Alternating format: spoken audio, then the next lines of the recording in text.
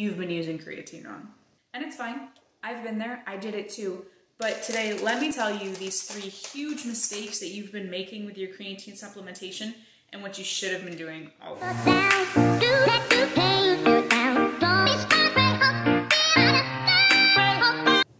My name is Gia, aka GQ Lifts, and I'm here to help you find the strongest version of you, annihilate diet culture, and show them what it really means to do anything like a girl.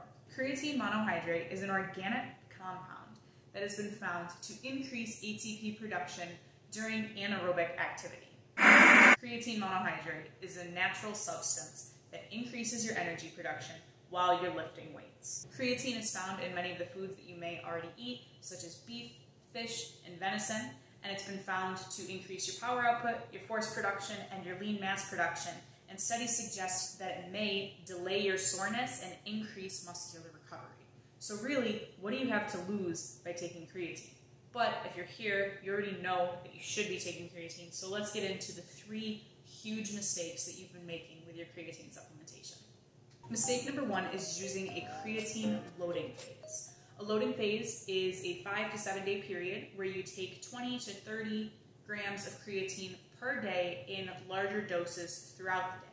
After that loading phase, you would drop down to a maintenance phase where you're taking the standard recommended dose of creatine daily after that to maintain its benefits. Chances are you don't need a loading phase. Research suggests that loading phases are only beneficial to athletes who need to see the benefits of creatine in a short period of time, meaning within 30 days.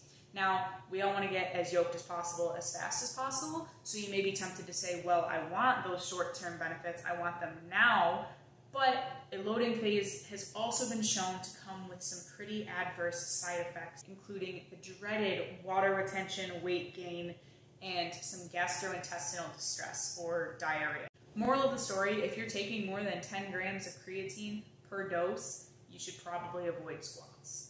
Mistake number 2 is not taking the correct dose. So what is the correct dose? There's generally 2 accepted doses, 3 to 5 grams per day or 1 gram per kilogram per day.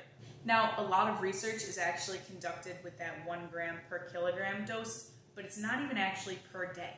A 2020 study found that dosing before each workout actually proved beneficial for endurance and muscular strength as compared to a placebo. For example, I'm 85 kilograms. That means 1 gram per kilogram is about 8.5 grams. Now, if I have a creatine scoop that's 3 grams, I should be taking almost 3 scoops a day.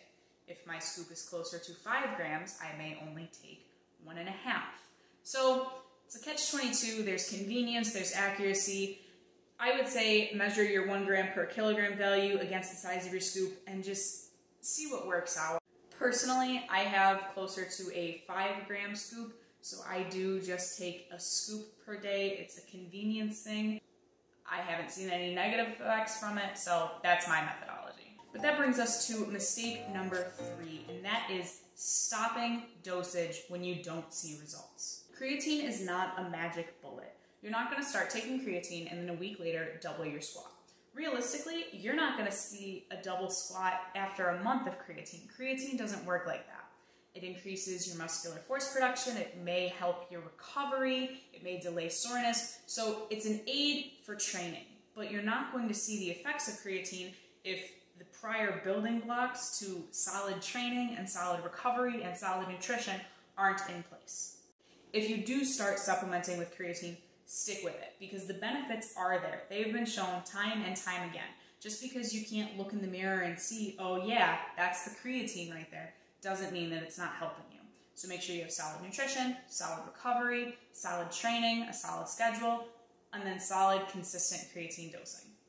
Now, if you've made it this far, this isn't necessarily a mistake, but more of a social experiment, open-ended question. Current research goes as far as saying you should take creatine around the time that you work out. Some studies use it as a precursor to a workout, some studies use it after a workout, some have even done it intra-workout with sips between sets. But there really is no solid research yet that says if any one of those methods is more beneficial than the other. So, social experiment, when do you take your creatine and why? Let me know in the comments. I hope this helped clear up any misconception you may have had about creatine supplementation. If you do want to learn more, I'll link a blog post in the description box below about creatine and powerlifting. This has been Powerlifting by Women for Women, helping you find the strongest version of you, absolutely annihilate diet culture, and show them what it really means to do anything like a girl. See you in the next one.